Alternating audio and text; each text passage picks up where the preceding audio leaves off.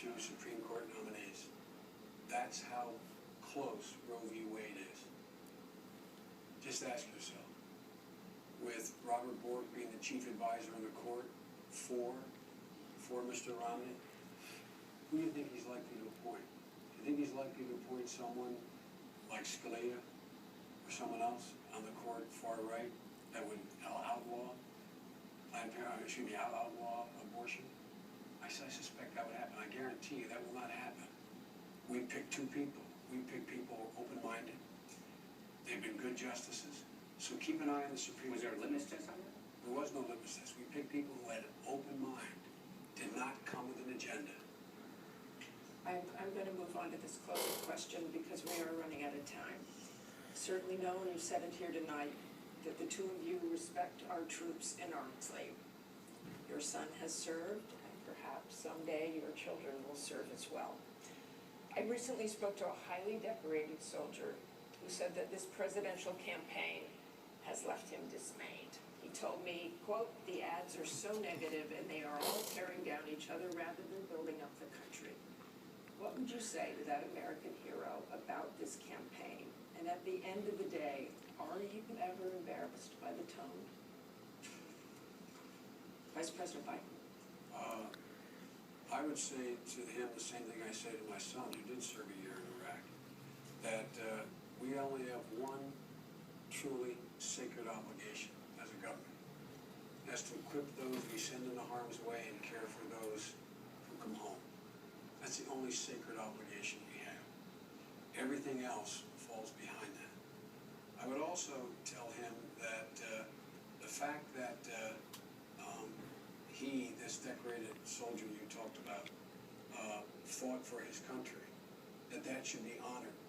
He should not be thrown into a category of the 47% who don't pay their taxes while he was out there fighting and not having to pay taxes and somehow not taking responsibility. I would also tell him that there are things that have occurred in this campaign and occurred in every campaign that I'm sure both of us would regret anyone having said, particularly in these special new groups that can go out there, raise all the money they want, not have to identify themselves and say the most scurrilous things about the other candidate. It's an abomination. But the bottom line here is I'd ask that hero you referenced to take a look at whether or not Governor Romney or President Obama has the conviction to help lift up the middle class, restore them to where they were before this great recession hit and they got wiped out, or whether or not he's going to continue to focus on taking care of only the very wealthy, not asking them to pay any part of the deal to bring back the middle class and the economy of this country. I would ask him to take a look at whether the President of the United States has acted wisely in the use of force, and whether or not the slipshod comments being made by my friend or by Governor Romney serve our interests very well. But there are things that have been said in campaigns that I find not very appealing. First of all, I think I'm doing a service to our country. Second of all, I'd say we are not going to impose these devastating cuts on our military, which compromises their mission and their safety. And then I would say you have a president who ran for president 4 years ago, promising hope and change, who has now turned his campaign into attack, blame, and defame. You see, if you don't have a good record to run on, then you paint your opponent as someone to run from. That was what President Obama said in 2008. That's what he's doing right now. Look at all the string of broken promises. If you like your health care plan, you can keep it. Try telling that to the 20 million people who are projected to lose their health insurance if Obamacare goes through, or the 7.4 million seniors who are going to lose it. Or remember when he said this: I guarantee if you make less than $250,000, your taxes won't go up. Of the 21 tax increases in Obamacare, 12 of them hit the middle class. Or remember when he said health insurance premiums will go down $2,500 per family per year? They've gone up $3,000 and they're expected to go up another $2,400. Or remember when he said, I promise by the end of my first term I'll cut the deficit in half in 4 years? We've had 4 budgets, $4 trillion deficits. A debt crisis is coming. We can't keep spending and borrowing like this. We can't keep spending money we don't have. Leaders run to problems to fix problems. President Obama has not even put a credible plan on the table in any of his 4 years to deal with this debt crisis. I passed 2 budgets to deal with this. Mitt Romney's put ideas on the table. We've got to tackle this debt crisis before it tackles us. The president likes to say he has a plan. He gave a speech. We asked his budget office, can we see the plan? They sent us to this press secretary. He gave us a copy of the speech. We asked the Congressional Budget Office, tell us what President Obama's plan is to prevent a debt crisis. They said, it's a speech. We can't estimate speeches. You see, that's what we get in this administration, speeches. But we're not getting leadership. Mitt Romney is uniquely qualified to fix these problems. His lifetime of experience, his proven track record of bipartisanship, and what do we have from the president? He broke his big promise to bring people together to solve the country's biggest problems. And what I would tell him is we don't have to settle for this. We can do better than this. I hope I'll get equal time. You will get just a few minutes here, a few seconds really.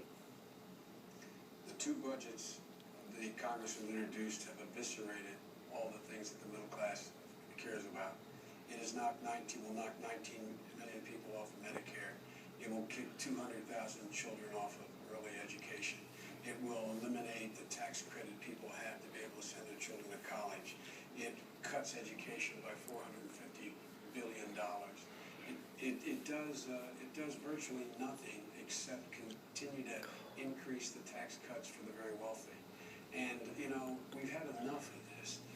The idea that he's so concerned about these deficits that I pointed out, he voted to put 2 wars in a credit card. He didn't. We're going to the closing statements in a minute. You're going to have your Not closing raising statement. taxes is not cutting taxes. And by the way, our budget, We have not spending raised by that. 3% a year instead of 4.5% like they proposed. Let- Not Let spending me more money as calm much as they down. say is not a spending David's stuff. here just for a minute, and I want to talk to you very briefly before we go to closing statements about your own personal character. If you were elected, what could you both give to this country as a man, as a human being, that no one else could? Honesty, what no one else could. There are plenty of fine people who lead this country. But what you need are people who, when they say they're going to do something, they go do it. What you need are when people see problems, they offer solutions to fix those problems. We're not getting that. Look, we can grow this economy faster. That's what our 5-point plan for a stronger middle class is all about. It's about getting 12 million jobs, higher take-home pay, getting people out of poverty into the middle class. That means going with proven pro-growth policies that we know work to get people back to work, putting ideas on the table, working with Democrats. That actually works sometimes. Vice President, could we get to that issue of what you could bring as a man, human being? I'm really going to keep you to about 15 seconds. Well, he gets 40, I get 15. He didn't have That's okay. 40. He didn't have 40. Now, let me tell you, my record stands for itself. I never say anything I don't mean. Everybody knows whatever I say, I do. And my whole life has been devoted to leveling the playing field for middle-class people, giving them an even break, treating Main Street and Wall Street the same, holding the same responsibility. Look at my record. It's been all about the middle class. They're the people who grow this country. We think you grow this country from the middle out, not from the top down. Okay, we now turn to the candidates for their closing statements. Thank you, gentlemen. And that coin toss again is Vice President Biden starting with the closing statement. Well, let me say at the outset that I want to thank you, Martha, for doing this, and Senator College. The fact is that we're in a situation where we inherited a god-awful circumstance. People are in real trouble. We acted to move to bring relief to the people who need the most help now. And in the process, in case you haven't noticed, we have strong disagreements, but you probably detected my frustration with their attitude about the American people. My friend says that 30% of the American people are takers. Romney points out 47% of the people won't take responsibility. He's talking about my mother and father, talking about the places I grew up in, my neighbors in Scranton, Claymont. He's talking about the people that built this country. All they're looking for, Martha, all they're looking for is an even shot. Whenever you give them a shot, they've done it. They've done it. Whenever you've leveled the playing field, they've been able to move. And they want a little bit of peace of mind. And the President and I are not going to rest until that playing field is leveled. They, in fact, have a clear shot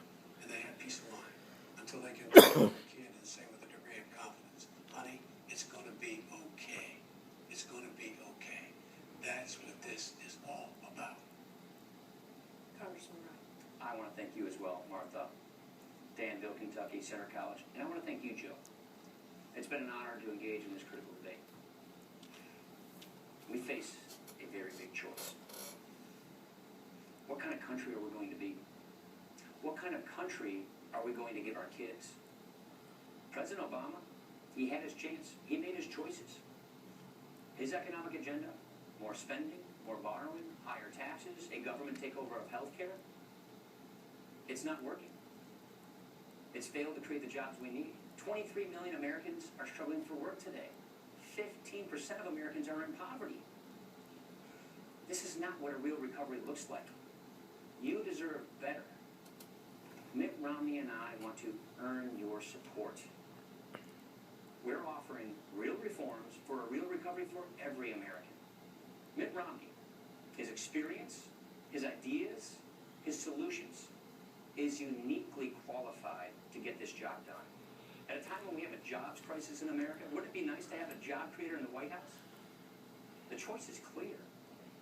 A stagnant economy that promotes more government dependency, or a dynamic, growing economy that promotes opportunity and jobs. Mitt Romney and I will not duck the tough issues.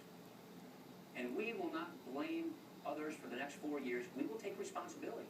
And we will not try to replace our founding principles. We will reapply our founding principles. The choice is clear. And the choice rests with you.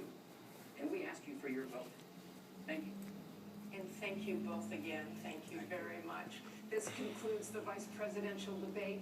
Please tune in next Tuesday for the second presidential debate at Hofstra University in New York. I'm Martha Raddatz of ABC News. I do hope all of you go to the polls. Have a good evening. Okay, Yep. let's go. As the two men get up to shake hands, and members of their family will traditionally join them up on stage as they thank each other. A very interesting debate, a very serious discussion, more tightly moderated, between two men with a lot in common in terms of background, as you may know.